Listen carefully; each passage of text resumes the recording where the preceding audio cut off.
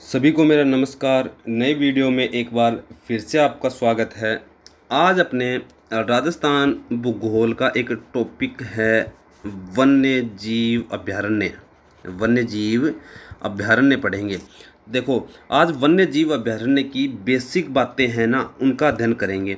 कल जो वीडियो आएगा उसमें जिला वाइज जो अभयारण्य है उनके बारे में, जो अभयारण्य या उद्यान है उनके बारे में अपने पढ़ेंगे। तो चलिए शुरुआत करते हैं वन्य जीव अभयारण्य की। तो देखो, वन्य जीव की सुरक्षा के लिए सबसे पहले कानून बनता है सम्राट अशोक के काल में। सम्राट अशोक के काल में, और सम्राट अशोक का काल कब का था? तो 273 ईसा पूर्व से लेकर 232 ईसा पूर्व में इनका शासन था। 232 ईसा पूर्व में इनका शासन था। इनका राज्याभिषेक होता है 269 ईसा पूर्व में। 269 ईसा पूर्व में इनका राज्याभिषेक होता है। उसके बाद 261 आता है। 261 में इन्होंने कलिंग पर आक्रमण किया। कलिंग राज्य पर आक्रमण करते हैं। इस कलिंग राज्य पर आक्रमण करने के बाद इसको विजय कर लेते हैं। इस विजय के बाद इन्होंने क्या किया? युद्ध की नीति को त्याग दिया और सहिष्णु नीति का अपनाने लगे। और उसके बाद इन्होंने वन्य जीव सुरक्षा के ऊपर कानून बनाया था। तो भारत के संविधान के अगर बात करें तो भारत के संविधान में भाग 4 में है। भारत के संविधान में भाग 4 में अनुच्छेद 48 के व 51 के में है वन्य जीवों का संरक्षण का प्रावधान दिया गया है। अब देखो, टोंक राज्य का प्रथम रियासत थी जिसने सर्वप्रथम 1901 में शिकार पर प्रतिबंध लगाया था। शिकार पर प्रतिबंध लगाने वाली रियासत टोंक रियासत थी, जो मुस्लिम रियासत थी। इसके बारे में अपने राजस्थान का एकीकरण पढ़ेंगे तब बताएंगे। तो देखो, वन्य जीव बोर्ड द्वारा 5 रियासतकालीन शिकारगाह थी। पहले क्या थी? ये शिकारगाह थी। रियासतों में हुआ करती थी शिकारगाह। शिकार करने के लिए मतलब एक प्रसिद्ध क्षेत्र था, वहाँ जाके इनको राजा शिकार किया करते थे। इनको शिकारगाह कहा जाता था। इन शिकारगाहों को क्या किया? अभयारण्य घोषित कर दिया गया। सबसे पहले सरिस्का, अलवर, रणथंभौर, सवाई माधोपुर, और उसके बाद दर्रा, कोटा, वन विहार धौलपुर, केसरबाग धौलपुर। तो ये 5 शिकारगाह थी। इनको क्या किया? अभयारण्य घोषित कर दिया गया। इसके बाद अपने भारत में इनके वन्य जीव सुरक्षा के लिए कानून आता है। वो कानून आता है 1972 में भारत सरकार उसको अपनाती है 9 सितंबर 1972 को अपनाती है भारत सरकार। तो राज्य सरकार मतलब राजस्थान सरकार इसको अपनाती है 1 सितंबर 1973 को। एक साल बाद इसको कानून को अपनाती है। वन्य जीव संविधान की पहले समवर्ती सूची का विषय है। अब समवर्ती सूची का विषय है। पहले ये राज्य सूची का विषय था। अब इसको चेंज किया गया जब 42वां संविधान संशोधन 1976 होता है, तब राज्य सूची से इसे हटाकर समवर्ती सूची में शामिल कर लिया गया। अब देखो, इसके बाद अपने पढ़ते हैं 1972 में जब क्या बनता है? 1972 में वन्य सुरक्षा अधिनियम बनता है। उसके बाद इनको वन्य जीवों को 3 भागों में बांट दिया। तो सबसे पहले याद रखना, राष्ट्रीय उद्यान पहले बांट दिया, राष्ट्रीय उद्यान हुआ। और उसके बाद बांटे अभयारण्य, दूसरा भाग था अभयारण्य बना दिए। और तीसरा बनाए आखेट निषेध क्षेत्र।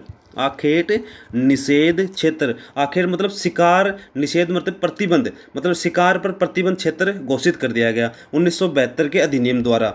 ठीक है। अब राष्ट्रीय उद्यान की सबसे पहले बात करते हैं। राष्ट्रीय उद्यान की, तो राष्ट्रीय उद्यान कितने हैं? 3 हैं। राजस्थान में कितने हैं? 3। सबसे पहले रणथंभौर राष्ट्रीय उद्यान जो सवाई माधोपुर में 1980 में बना था। दूसरा है केवलादेव राष्ट्रीय उद्यान जो भरतपुर में 1981 में बना था। अगला आता है दर्रा अभयारण्य, नवीनतम राष्ट्रीय उद्यान है जो कोटा झालावाड़ में 2012 में बना था। अगर पूछे सबसे पहले बनने वाला राष्ट्रीय उद्यान कौन सा है, तो सबसे पहले राष्ट्रीय उद्यान रै से ही शुरुआत होगा। रणथंभौर राष्ट्रीय उद्यान सवाई माधोपुर 1980 में। नवीनतम राष्ट्रीय उद्यान कौन सा था, तो दर्रा अभ्यारण्य कोटा झालावाड़ 2012 में। उसके बाद 4 अभ्यारण्य थे ना, वो हैं राष्ट्रीय उद्यान के लिए प्रस्तावित हैं। 4 अभ्यारण्य जो राष्ट्रीय उद्यान के लिए प्रस्तावित हैं, इनमें सबसे बड़ा मरु उद्यान जैसलमेर व बाड़मेर में। सरिस्का अभ्यारण्य अलवर वाला जो राष्ट्रीय उद्यान के लिए प्रस्तावित है। ताल छापर चूरू जो राष्ट्रीय उद्यान के लिए प्रस्तावित है। और चौथा है कुंभलगढ़ अभ्यारण्य उदयपुर पाली राजसमंद जो राष्ट्रीय उद्यान के लिए प्रस्तावित है। अब देखो, अब राष्ट्रीय उद्यान में बड़ा कौन सा होगा, सबसे बड़ा किसमें, क्षेत्रफल की बात कर रहे हैं अपने। क्षेत्रफल में सबसे बड़ा राष्ट्रीय उद्यान कौन सा होगा। देखो, क्षेत्रफल में राष्ट्रीय उद्यान बड़ा तो रै से रण याद रख लेना, रणथंभौर है वो राष्ट्रीय उद्यान सबसे बड़ा है, जिसका क्षेत्रफल 282 वर्ग किलोमीटर है। जिसका क्षेत्रफल 282 वर्ग किलोमीटर है। अब देखो, 282 में 2 मिटा दिया तो क्या बचता है, केवल बचता है 28। केवल कितना बचता है, 28। तो सबसे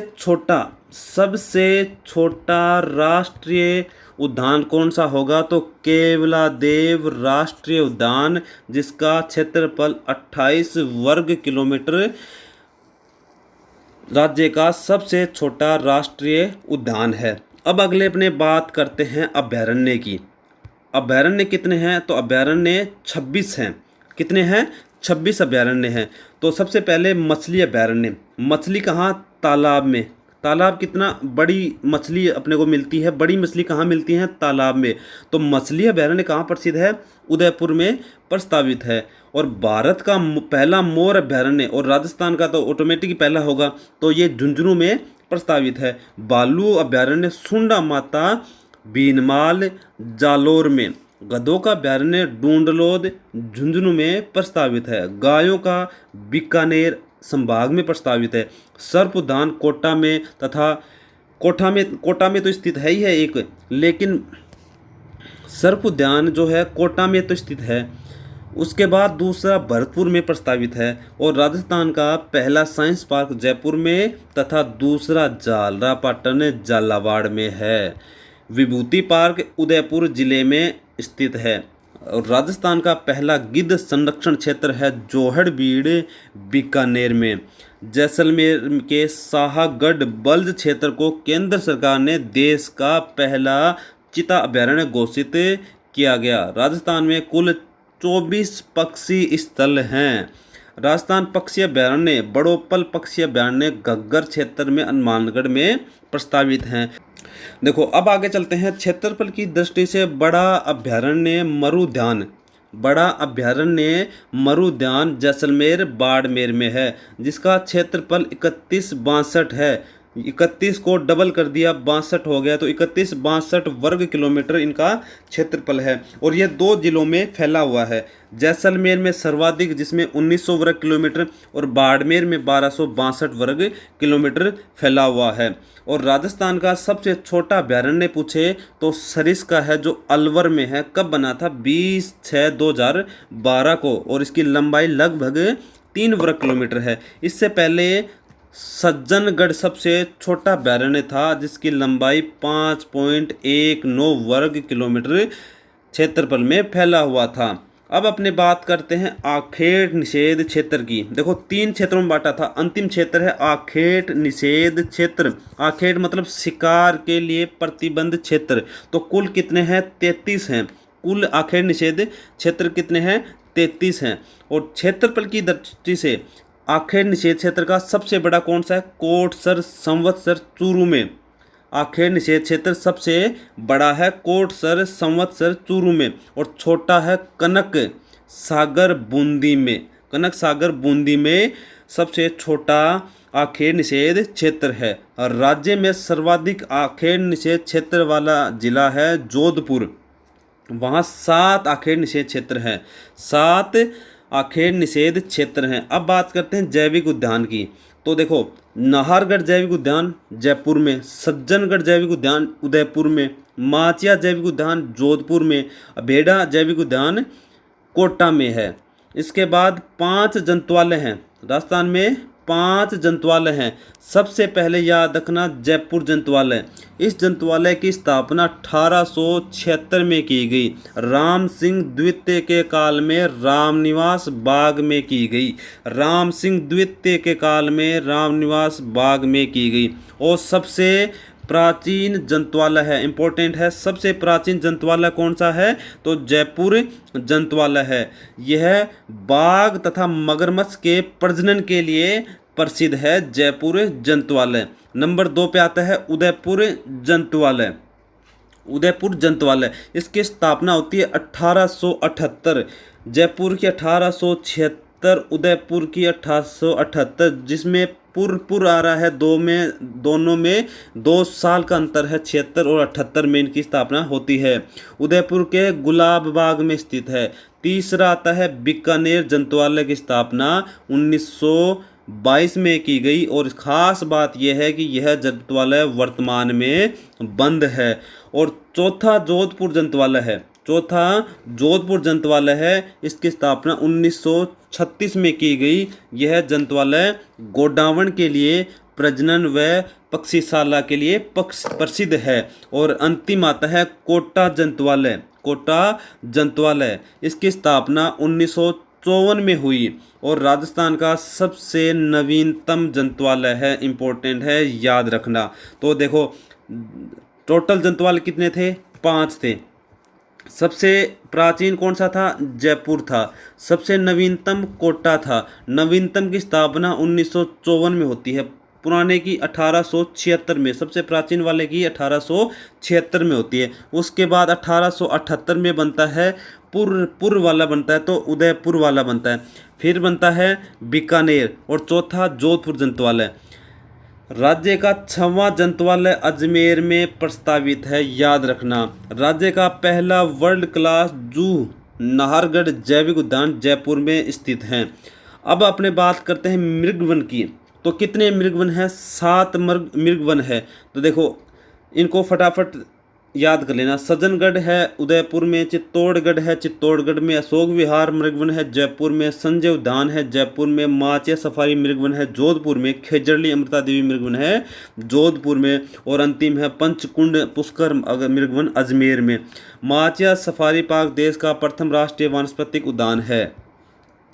अब अपने बात करते हैं बाघ परियोजना की। सबसे पहले अपने बाघ परियोजना शुरुआत करते हैं। तो इस परियोजना का जनक कैलाश सांखला जोधपुर को माना जाता है। कैलाश सांखला को टाइगर मैन ऑफ इंडिया के नाम से भी जाना जाता है। कैलाश सांखला ने बाघों के लिए 2 पुस्तकें लिखी। एक तो बाघ को मतलब टाइगर कहते हैं, तो टाइगर, और रिटर्न ऑफ द टाइगर, 2 पुस्तकें लिखी। किसने? कैलाश सांखला ने। राजस्थान में सर्वप्रथम बाघ परियोजना की शुरुआत 1973 में रणथंभौर राष्ट्रीय उद्यान में की गई। 1978 में सरिस्का अभयारण्य अलवर में बाघ परियोजना भी चलाई गई। दर्रा अभयारण्य कोटा झालावाड़ में बाघ परियोजना चलती है 2013 में। भारत में विश्व में सर्वाधिक बाघों वाला देश है। विश्व में सर्वाधिक बाघ कहाँ स्थित हैं? तो भारत में स्थित हैं। 14 फरवरी को विश्व बाघ दिवस के रूप में मनाया जाता है। तो अब देखो, अपनों ने कहाँ तक इनकी बेसिक चीज़ें पढ़ ली, बेसिक बातें अपनों ने पढ़ ली थी। आज जिस वीडियो में बताई ये सारी इंपॉर्टेंट बातें हैं, लगभग इनमें से कुछ पर्सन एग्जाम में पूछे जाते हैं। इसके बाद अपने जिला वाइज अभयारण्य की शुरुआत करेंगे। तो कल से अपने गजनेर बीकानेर के अभयारण्य से शुरुआत करेंगे। उसके बाद मरु उद्यान की, फिर सिरोही का माउंट आबू, सज्जनगढ़, जयसमंद, फुलवारी नाल, इन अभयारण्य की अपने चर्चा करेंगे। कल तक इस टॉपिक को कंप्लीट कर दिया जाएगा। तब तक इस चैनल पर बने रहिए और ज़्यादा से ज़्यादा सब्सक्राइब करें, शेयर करें और वीडियो को लाइक तो ज़रूर करके जाएं। धन्यवाद बहुत बहुत।